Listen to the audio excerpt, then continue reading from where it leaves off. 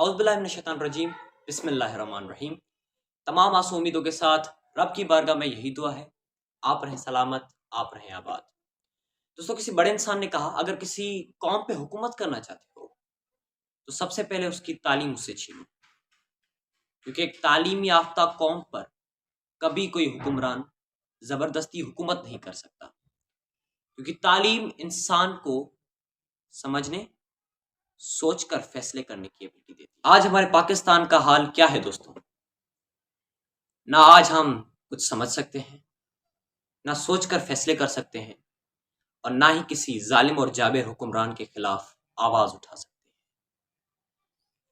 बस जो वो देते हैं उसे बिस्मिल्लाह करके रख देते हैं, जो वो नहीं देते ना ही उनसे मांग करते हैं, ना ही उनके खिलाफ कोई एक्शन उठाते हैं। ये किस लिए? यस, यूर राइट, हमारे मुल्क के वीक एजुकेशन सिस्टम की वजह से। आज की इस वीडियो में दोस्तों यही डिस्कवर करेंगे कि आखिर क्यों हमारा तालीमी सिस्टम इतना पीछे है और आखिर किस तरह इसको सुधारा जा सकता है।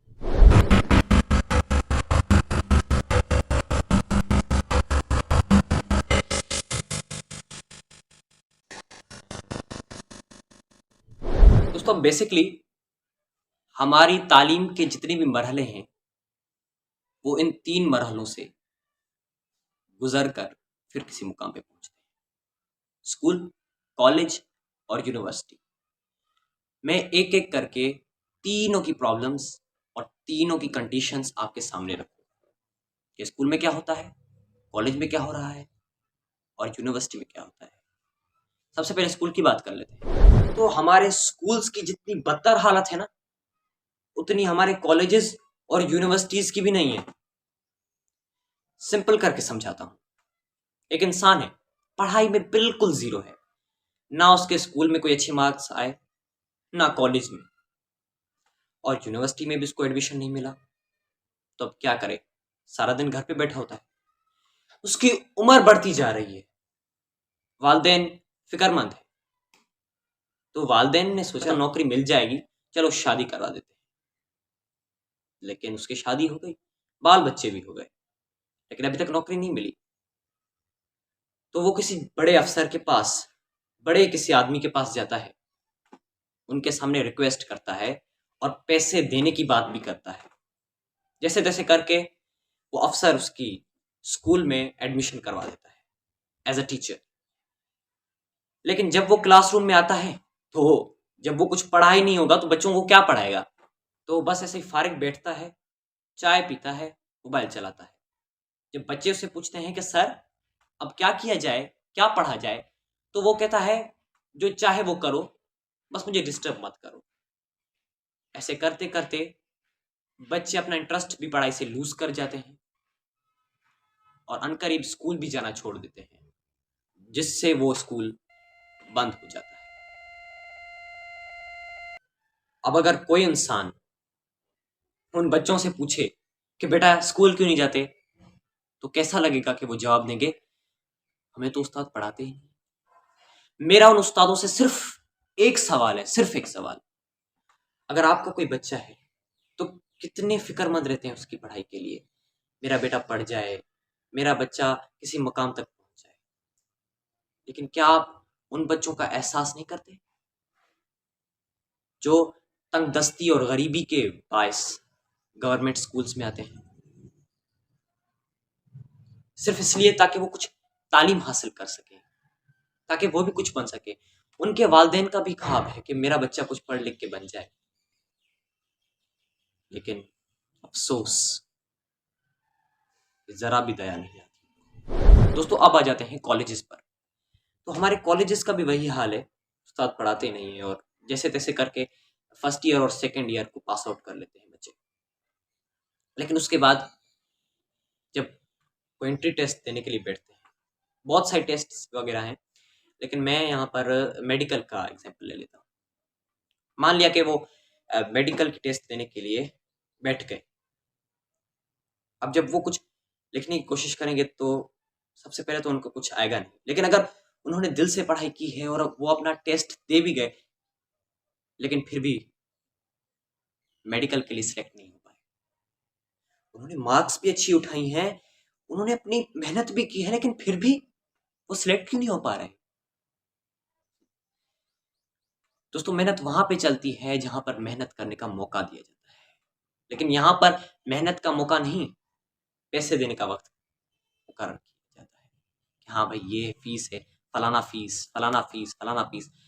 और जब हम पूछने जाते हैं, सवाल करने जाते हैं, सर मार्क्सशीट मेरे कितनी मार्क्स आई है, कुछ मिठाई के पैसे दे दो, दे देंगे। कोई सर्टिफिकेट लेने जाओ तो यही तो कहते हैं। ये है हमारे कॉलेजेस का हाल कि जितने बच्चे मेहनत करते हैं, सारी उनकी मेहनत रायगा चली जाती है। किस लिए? सिर्फ पैसे ना।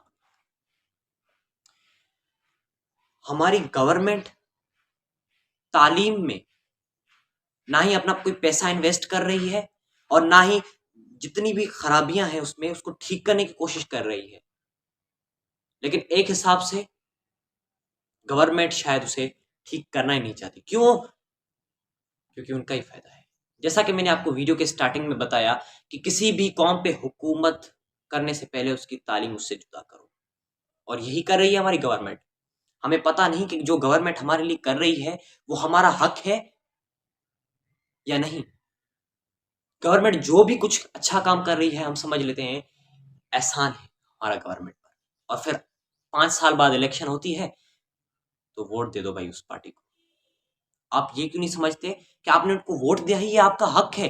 रोड बिल्ड्स करना, तालीमी इदारों को फंडिंग देना, अच्छे हॉस्पिटल बनाना, अच्छे स्कूल बनाना, ये आपका हक है। लेकिन आप उसे एहसान समझते हैं। क्यों? क्योंकि आपकी तालीम वीक है।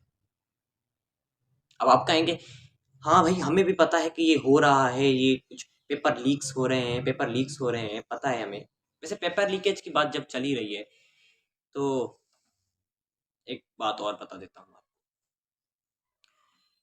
मैं जब इस वीडियो पे रिसर्च कर रहा था थोड़ी सी, तो मैंने गूगल पे लिखा कि पाकिस्तान में जितने भी पेपर लीक हुए हैं 2012 से 2024 तक, उनकी कोई रिपोर्ट है, कोई कितने पेपर्स लीक हुए हैं?